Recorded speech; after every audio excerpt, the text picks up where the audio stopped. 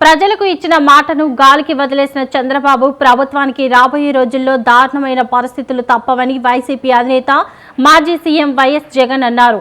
ఉమ్మడి గుంటూరు జిల్లా వైసీపీ నేతలతో జరిగిన భేటీలో ఆయన ఆసక్తికరమైన వ్యాఖ్యలు చేశారు. 2019 నుంచి 24 వరకు జగన్ 1.0 ప్రభుత్వం నడిచిందన్నారు. ఆ టైంలో చరిత్రలో ఎప్పుడూ చూడని విధంగా పాలన నడిచిందని చెప్పారు. లంచాలకు తావు లేకుండా 2.71 లక్షల కోట్లు డీబీటీ చేశామని తెలిపారు. కోవిడ్ వల్ల ఆదాయం తగ్గిన హామీలు అమలు చేశామని చెప్పారు. ఇప్పుడు చంద్రబాబు ఇచ్చిన హామీలను ఎగ్గొట్టాలని తెలిపారు. బాబు మేనిఫెస్టోను చెత్తబుట్టలో వేశారని ఆరోపించారు. రాష్ట్రంలో వైద్య, విద్య, పారిశ్రామిక రంగాలు తిరోగమనంలో ఉన్నాయని జగన్ అన్నారు. టీడీపీ నేతలు ఇప్పుడు గ్రామాల్లోకి వెళ్లే పరిస్థితులు లేవు అని చెప్పారు.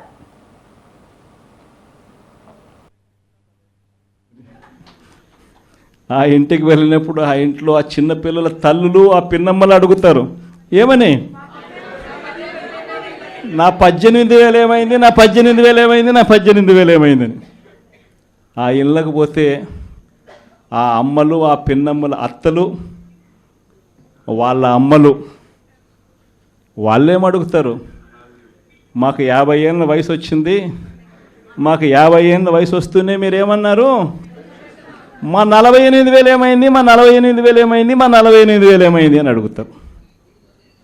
ఆ ఇళ్ళకు పోయినప్పుడు ఆ రైతులు ఏమడుగుతారు, మా 20,000 ఏమైంది, మా 20,000 ఏమైంది, మా 20,000 ఏమైంది అని అడుగుతారు. ఆ ఇళ్ళల్లో నుంచి ఆ 20 ఏళ్ళ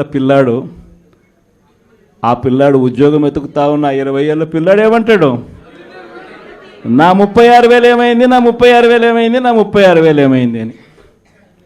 ఇలా చంద్రబాబు నాయుడు గారిని, ఆయన కూటమిని, ఆయన నాయకులను, ఆయన కార్యకర్తలను ఏ ఒక్కరూ కూడా ఇళ్ళకు వెళ్ళి, గ్రామాలకు వెళ్ళి, ఇళ్ళకు వెళ్ళి ఎవరిని కూడా వీళ్ళు కనీసం పలకరించే పరిస్థితి కూడా లేదు.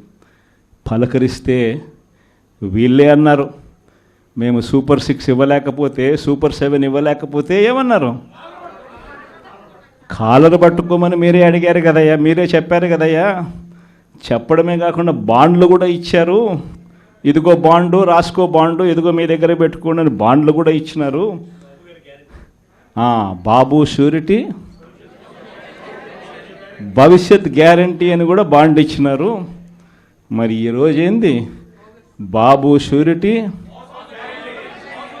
మోసం గ్యారంటీ అని చెప్పి రుజువైంది అని ఈరోజు కాలర్ పట్టుకునే పరిస్థితిలోకి ప్రజలు ఇప్పుడే ప్రశ్నించడం మొదలుపెట్టారు. ఈ ప్రశ్నించే పరిస్థితి నుంచి ఇక నెక్స్ట్ కాలర్ పట్టుకునే పరిస్థితిలోకి పోవడం అన్నది ఇక త్వరలోనే జరగబోయే కార్యక్రమం. నేను ఇవాళ మీ అందరికీ కూడా ఈ విషయాలన్నీ ఎందుకు చెప్తున్నానంటే, అన్ని రకాలుగా ఈ ప్రభుత్వం ఫెయిల్ అయిపోయింది.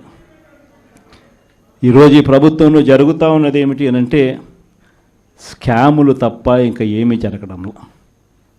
ఈరోజు రాష్ట్రంలో ఒక ముఖ్యమంత్రిగా ఒక పాలన సాగించేటప్పుడు, ఒక పార్టీ అధికారంలో ఉండి పాలన సాగించేటప్పుడు ప్రతి పార్టీకి కానీ, లేకపోతే ప్రతి ముఖ్యమంత్రికి కానీ, ఆ ప్రతి నాయకుడికి కానీ, ఆ పార్టీకి సంబంధించిన ప్రతి నాయకుడికి కానీ ఏమనిపించాలి, అదిగో మా నాయకుడు, కాలర్ ఎగరేసుకొని చెప్తున్నాం, తన పలానా వాడు మా నాయకుడు అని చెప్పుకునే పరిస్థితి ఉండాలని ప్రతి నాయకుడు అనుకుంటాడు.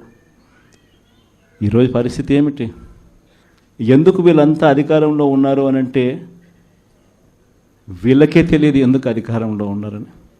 ఒకే ఒక కారణం వీళ్ళంతా అధికారంలో ఉండడానికి, అది దోచుకోవడం, దోచుకున్నది పంచుకొని తినుకోవడం.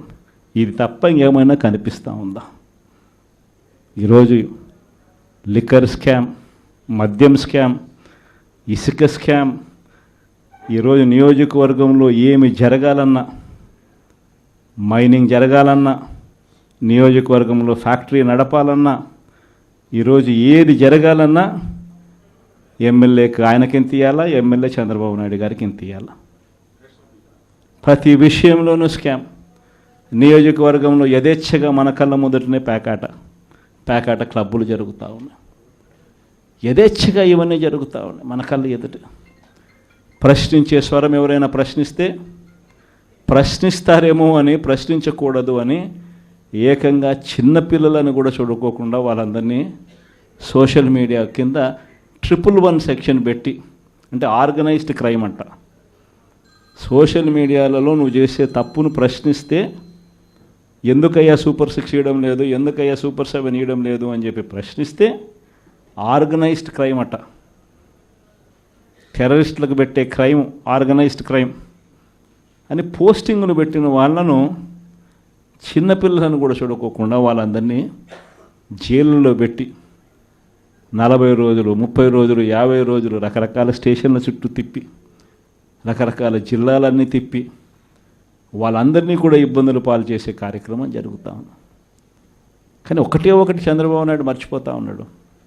ఎప్పుడైనా కూడా మంచి పేరు తెచ్చుకొని ప్రజల్లో పాలన సాగిస్తే ప్రజలు మళ్ళీ ఎన్నుకుంటారు.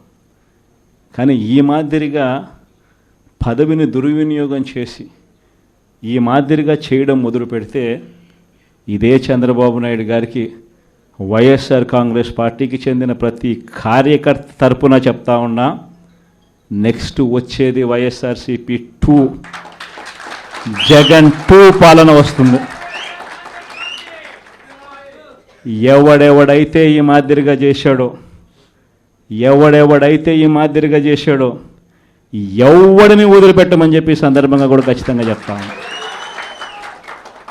వీళ్ళందరినీ కూడా చట్టం ముందర గట్టిగా నిలబెడతాం. ఆ కోవిడ్ వచ్చేసరికి ఆ తర్వాత 2.5 సంవత్సరం కోవిడ్కి సంబంధించిన పరిస్థితుల మధ్యనే మనమంతా కూడా బ్రతికాం. అందుకే పాలనలో ప్రతి అడుగు, ప్రతి నిమిషం, ప్రతి విషయం